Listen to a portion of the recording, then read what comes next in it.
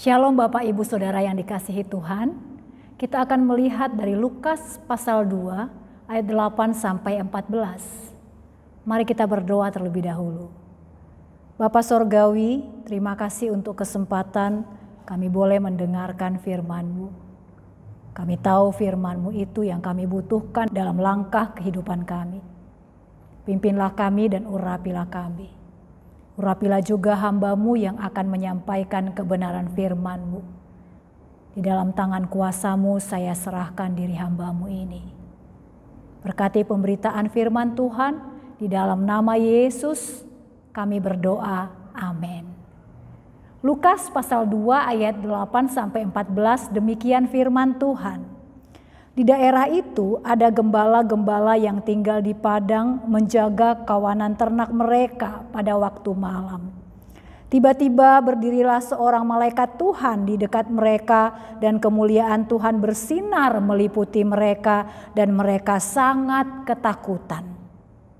Lalu kata malaikat itu kepada mereka, "Jangan takut, sebab sesungguhnya aku memberitakan kepadamu kesukaan besar untuk seluruh bangsa.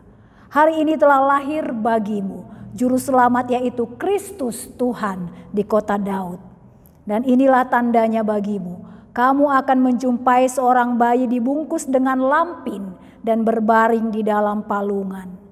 Dan tiba-tiba tampaklah bersama-sama dengan malaikat itu sejumlah besar bala tentara sorga yang memuji Allah, katanya, "Kemuliaan bagi Allah di tempat yang maha tinggi dan damai sejahtera di bumi di antara manusia yang berkenan kepadanya." Bapak Ibu Saudara, pernah nggak Bapak Ibu Saudara itu tertipu dengan apa yang Bapak Ibu Saudara lihat? Misalnya saudara ngelihat perempuan yang amat sangat cantik, nggak taunya sebenarnya dia adalah laki-laki. Saudara melihat perhiasan yang sedemikian gemerlap, kuningnya itu demikian gemerlap. Kita pikir pasti itu adalah perhiasan yang sangat mahal. Nggak taunya imitasi. Saudara, saya mempunyai seorang teman. Saking hausnya dia, saudara, dia tiba-tiba masuk ke dapur dan melihat di atas meja ada botol yang bening dengan cairan berwarna merah. Sangat menggodanya. Cepat-cepat dia minum, saudara. Nggak taunya cairan super pel, saudara. Memang saudara, apa yang kita lihat itu sangat mempengaruhi apa yang kita pikirkan. Saudara, di Cina ada wisata yang sangat unik. Ada jembatan kaca, saudara, yang dibangun di atas gunung yang tinggi di antara tebing yang curam. Walaupun dibangun sudah sangat kokoh, dijamin keamanannya, saudara, tetapi tetap saja banyak orang yang melewati jembatan itu tetap ketakutan.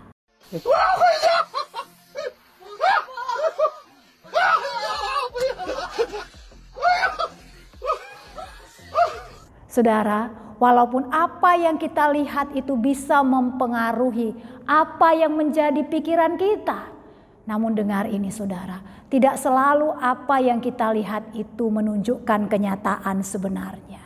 Mengapa saudara? Karena penglihatan kita itu terbatas. Penglihatan kita itu tidak akurat, saudara. Saudara, ketika kita melihat pertama kali akan berbeda maknanya ketika kita melihat untuk kedua kalinya, apalagi ketiga dan seterusnya, saudara. Sayangnya, engkau dan saya sering sekali terjebak menilai sesuatu hanya dari cara kita melihat yang tidak akurat itu. Misalnya saudara, bagi kita sukses itu apa sih? Bagi kita sukses adalah jika memiliki hal-hal yang menurut masyarakat itu harus kita punya. Hidup nyaman, punya uang yang banyak, pekerjaan yang bagus, sekolah favorit, berbakat, dihormati. Sayangnya saudara, urusan-urusan rohani pun kita membuat penilaian berdasarkan ukuran yang sama, berdasarkan penglihatan kita. Sukacita Natal bisa kita rasakan saudara, kalau kita melihat ada perayaan yang sangat mewah, ada musik yang spektakuler, lampu kerlap-kerlip saudara. Hidangan dengan menu yang lengkap dari Sabang sampai Merauke. Saudara, hadirat Tuhan kita rasakan lebih terasa kehadirannya di gereja yang super megah, super mewah, dengan jumlah jemaat yang ribuan. Pada waktu menyanyi rasanya hadirat Tuhan sungguh turun. Saudara, kita seringkali menilai berkat Tuhan demikian melimpah bagi gereja yang berhasil membaptiskan ratusan bahkan ribuan orang. Benarkah demikian, saudara? Mari kita lihat kisah di dalam Alkitab, saudara. Saudara, lihatlah di Alkitab, jika benar memang berkat Tuhan berdasarkan jumlah pengikut, Yunuslah orangnya. Hanya dalam waktu 3 hari, saudara, dia berhasil membawa 120.000 orang bertobat. Dan jika ada orang yang pantas dikutuk, saudara, siapa orangnya? Nuhlah orangnya. Sekitar 100 tahun dia melayani, berapa orang yang berhasil bertobat, saudara? Hanya 8 orang. Saudara, jika ukuran kemuliaan adalah kemewahan, Yesus tidak akan memilih lahir di kandang domba di Bethlehem. Jika ukuran kehormatan, saudara, adalah status sosial, Tuhan, saudara, pasti akan menunjuk raja-raja, presiden, pendeta besar untuk menjadi juru bicaranya pada waktu kelahiran Tuhan Yesus. Tetapi saudara, dengar ini. Kelahiran Sang Juru Selamat pertama kali justru diberikan kepada orang yang paling tidak penting. Kepada para gembala. Saudara, berita terpenting bagi dunia ini diberitahukan kepada orang yang paling tidak penting. Mengapa, saudara? Karena Tuhan ingin menunjukkan bahwa kabar keselamatan itu adalah hikmat Tuhan, bukan hikmat engkau dan saya, bukan hikmat manusia. Saudara, ketika kerajaan Inggris mereka ingin mengumumkan kelahiran putra mahkota, saudara, mereka punya kebiasaan secara resmi akan menunjuk orang yang sangat terhormat, orang yang sangat penting. Dinamai Town Crier atau pemberita kota. Saat ini, saudara, itu dijabat oleh Tony Appleton, umurnya sudah 81 tahun. Walaupun di era modern dengan media sosial, tetapi tugas ini masih ada sampai sekarang. Saudara, Tony Appleton ini, saudara, dia akan berkeliling kota untuk memberi pengumuman kelahiran sang putra mahkota.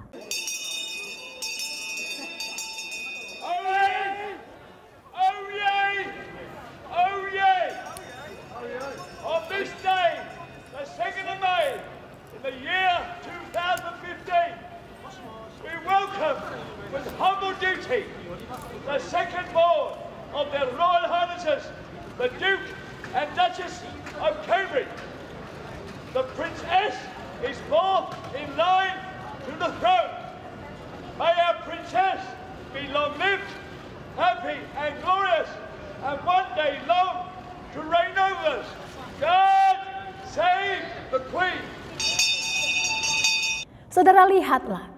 Ketika orang-orang kaya di dunia ini ingin saudara membagikan berita penting, mereka akan memakai orang penting juga. Bagaimana dengan Yesus Sang Juru Selamat? Siapa yang mengumumkan kelahiran orang yang paling penting di sorga dan di bumi ini? Apakah raja? Apakah gubernur? Apakah imam? Bukan, saudara. Tetapi kepada orang yang paling tidak penting di dunia, yaitu gembala. Dikatakan, saudara, di daerah itu ada gembala-gembala yang tinggal di padang. Lalu kata malaikat itu kepada mereka, hari ini telah lahir bagimu juru selamat, yaitu Kristus Tuhan di kota Daud. Saudara, dalam budaya Yahudi, gembala ini adalah kasta yang paling rendah dari yang terendah. Mengapa, saudara? Mereka dianggap gelandangan yang kotor, gak pernah kenal pendidikan, gak bisa dipercaya, dicap pencuri, saudara, karena sering sekali ngambil domba orang lain. Saudara, gembala ini gak boleh memegang jabatan publik, bahkan sekelas ketua RT sekalipun gak boleh, saudara. Harga domba itu, saudara, jauh lebih mahal daripada gembala. Itulah sebabnya, saudara, kalau ada domba yang hilang, nyawa gembala itu taruhannya. Saudaraku, bayangkan, demi domba-dombanya Sang gembala ini rela tidur di rimba raya yang sangat berbahaya, terancam binatang buas setiap hari. Mereka nggak peduli lagi kesehatan mereka, bahkan kaki mereka akan berdarah tersayat-sayat oleh karena setiap hari berjalan pada kerikil yang sangat panas. Upahnya saudara begitu sangat minim. Saudara, itulah nasib para gembala di Bethlehem pada masa itu. Pertanyaannya, mengapa Tuhan saudara memakai orang yang paling gak penting ini? Karena Tuhan ingin merobohkan kesombongan manusia. Saudara, Tuhan tidak menghormati apa yang dihormati manusia. Saudara, Tuhan tidak peduli dengan sistem urutan kasta yang ditetapkan oleh manusia. Tuhan ingin menunjukkan saudara bahwa keselamatan adalah hikmat Tuhan, bukan hikmat manusia. Lihatlah di dalam sepanjang Alkitab saudara, Tuhan selalu memilih yang lemah dan yang bodoh di dunia ini untuk menghancurkan kebijaksanaan orang-orang bijak. Karena saudara, pada akhirnya yang terpenting bukanlah pembawa pesan, tetapi pesan itu sendiri. Saudara, Injil keselamatan itu tidak pernah tentang presiden, tidak pernah tentang raja-raja, tidak pernah tentang engkau dan saya. Tetapi Injil keselamatan itu tentang Tuhan Yesus. Saudara, jika keselamatan itu butuh sekolah S1, S2 dan S3, bisakah engkau bayangkan siapa isi penghuni sorga? Isi penghuni sorga saudara akan diisi oleh orang-orang sombong. Jika keselamatan saudara bisa didapat dengan uang dan kedudukan yang tinggi, tidak akan ada harapan bagi orang-orang miskin dan yang terbuang. Tetapi kabar baiknya adalah bahwa orang yang paling hina di dunia ini sekalipun dapat diselamatkan oleh karena kasih karunia Tuhan. Saudara, sebulan sebelum saya menikah, saya berkesempatan untuk berkunjung ke kampung halaman calon suami saya, Sahat, saudara. Banyak sekali yang buat saya syok di sana, saudara. Udah terpencil, banyak kebiasaan masyarakatnya yang gak cocok dengan saya, saudara. Tapi apa boleh buat, saya harus bertahan karena saya akan menikah di sana. Tapi ada satu peristiwa yang buat saya gak tahan lagi, saya pingin pulang. Apa itu saudara? Ketika mengikuti ibadah minggu. Oh saudara, sudah jamnya ibadah itu tetapi belum ada orang yang datang. Saya tanya kepada calon saya, Hat, kok orangnya gak ada, belum ada, pada kemana? Calon saya waktu itu saudara dengan santainya menunjukkan sebuah lapo tuak di depan gereja itu.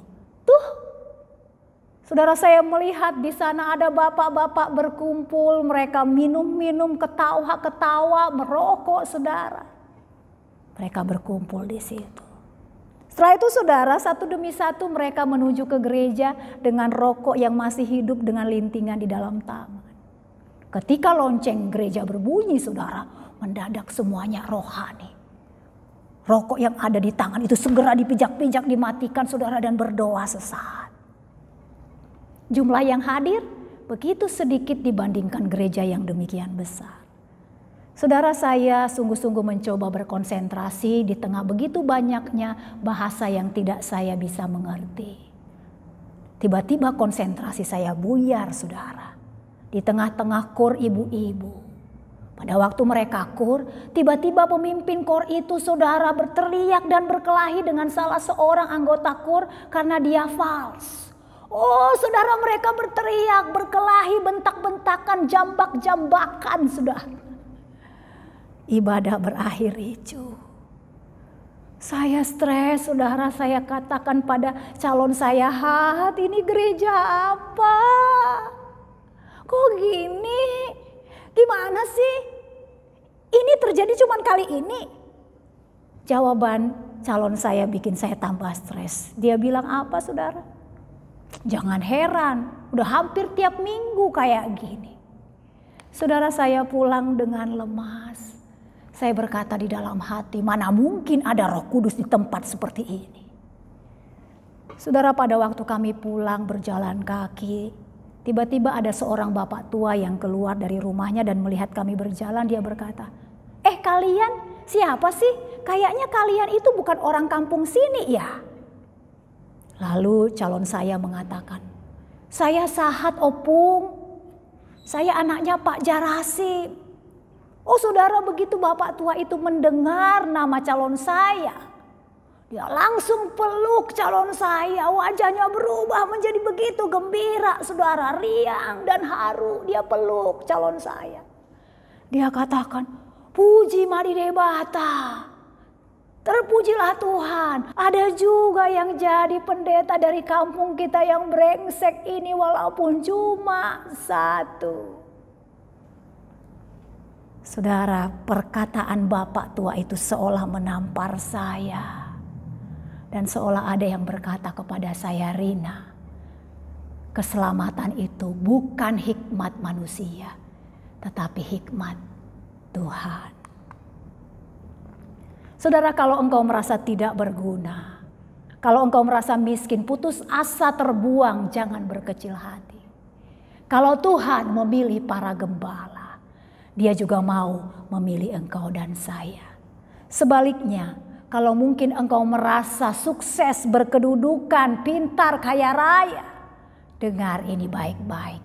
Itu adalah berkat Tuhan. Namun ketahuilah, Tuhan memilihmu bukan karena engkau adalah sesuatu. Tuhan memberikan kabar baik ini kepadamu, datang kepadamu. Itu karena Dia berkemurahan hati kepadamu. Saudara, Natal pertama jauh dari kemewahan, dirayakan di kandang domba, diberitahukan pada orang yang paling tidak penting di dunia. Mengapa? Karena Kristus ingin menyamakan diri sebagai orang yang dibuang oleh dunia. Saudara, ketika malaikat memberitahukan kelahiran Yesus kepada para gembala, mereka memberikan tanda. Kamu akan menjumpai seorang bayi dibungkus dengan lampin dan terbaring di dalam palungan. Saudara, dari catatan Injil Matius memang diketahui di Bethlehem pada waktu itu ada sejumlah bayi-bayi. Pertanyaannya, bagaimana membedakan mana Mesias dengan bayi-bayi lain? Dua tanda yang menyedihkan itu, saudara. Lampin dan palungan membedakan Yesus dengan bayi lainnya. Tidak ada bayi yang seperti itu. Apa artinya? Saudara, palungan itu adalah tempat makanan domba. Domba-domba itu akan disembelih, dikorbankan pada hari raya Paskah di Yerusalem. Saudara, palungan menjadi simbol bahwa Yesus yang dibaringkan di situ dialah sang anak domba Allah. 33 tahun yang akan datang, saudara, dia akan disembelih pada hari raya Paskah di Yerusalem. Kain lampin yang membungkus bukan saja untuk menghangatkan bayi Yesus, tapi 33 tahun yang akan datang, Yesus juga akan dibungkus dengan kain lenan dan dibaringkan di dalam kuburan yang ada di dalam gua. Bukan hanya itu, tanda lampin dan palungan adalah simbol bahwa Yesus ingin menyamakan dirinya dengan para gembala, saudara. Kalau para gembala itu tidur beratapkan bintang-bintang dan beralaskan tanah, demikian juga Yesus. Dia mengatakan, saudara, serigala mempunyai liang, burung mempunyai sangkar, tapi anak manusia tidak punya tempat bahkan untuk meletakkan kepalanya. Kalau para gembala itu miskin, tidak dianggap, demikian juga Yesus. Kalau para gembala itu dipandang najis karena tinggal bersama dengan binatang, demikian juga Yesus, dia dianggap najis, saudara, karena tinggal di tengah orang-orang berdosa. Oh saudara, itu adalah gambaran yang sangat indah bagaimana Yesus menyamakan dirinya dengan manusia, bahkan dengan mereka yang paling hina. Mengapa? Supaya dia dapat menanggung kehinaanmu dan kehinaanku. Supaya dia dapat menanggung dosamu dan dosaku. Dikatakan, saudara, dia yang tidak mengenal dosa telah dibuatnya menjadi dosa karena kita. Supaya dalam dia kita dibenarkan oleh Allah.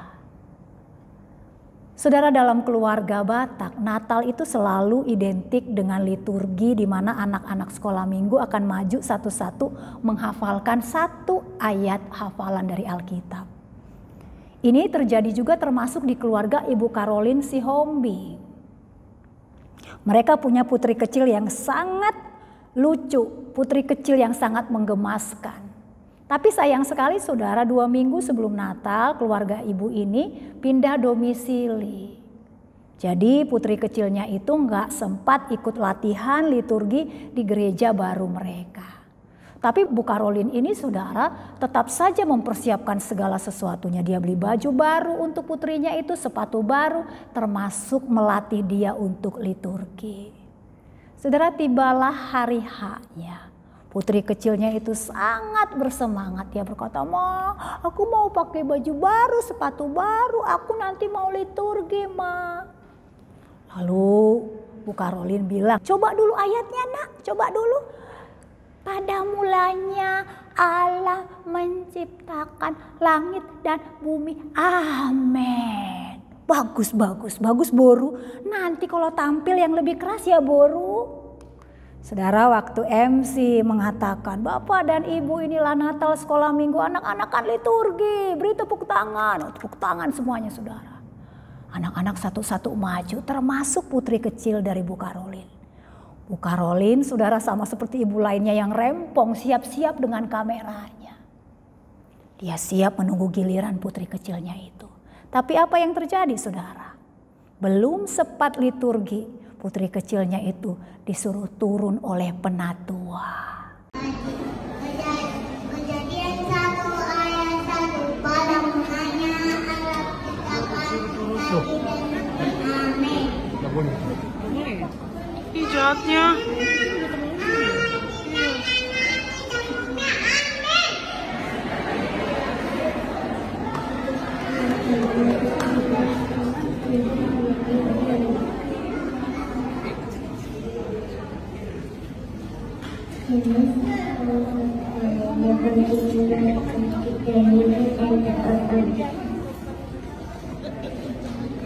And this is what the one. In the beginning, God created the heavens and the earth. Amen. Oh saudara, menangislah anaknya itu. Dia katakan, "Ma, aku mau nyanyi, aku mau liturgi sama teman-teman." Si mama bilang begini, "Itu untuk yang latihan Kak. Kakak kan gak latihan, gak apa-apa ya, lain kali ya Kak, lain kali ya Kak." Hancurlah hati putri kecilnya itu saudara. Dia ditolak karena dia tidak latihan. Saudara, Natal pertama datang pada orang-orang yang tertolak. Datang kepada Maria dan Yusuf yang ditolak oleh penduduk Bethlehem. Datang kepada orang yang paling hina, yaitu para gembala. Saudaraku, kalau engkau merasa gak penting di antara 7 miliar penduduk dunia ini. Mungkin engkau berkata, "Aku cuma buruh, Bu. Hidupku ini berantakan. Aduh, jangankan di dunia. Di RT aja aku gak dianggap." Atau engkau merasa bahwa aku ini seorang pendosa. Pasti aku adalah daftar orang yang paling dibenci Tuhan. Saudara, dengarkan ini. Tidak ada label yang dapat diberikan oleh dunia kepadamu yang dapat membatalkan kabar sukacita ini sampai kepadamu.